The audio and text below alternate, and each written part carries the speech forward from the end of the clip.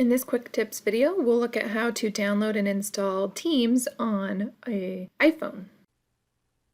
First, go to the App Store and then find Microsoft Teams. And once you get there, start downloading Microsoft Teams. It might take a minute as you're downloading it, and it'll just go right to your phone. And this is just the first step.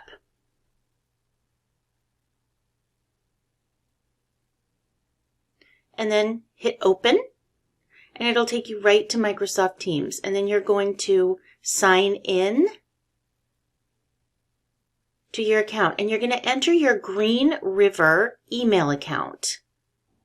And then hit sign in. And once you sign in, it'll ask if you want to allow notifications. I always do, but it's up to you. And if you want to access the microphone. And then it'll take you through these windows. You have to click next a few times and got it. And then it'll open up your existing Teams where you can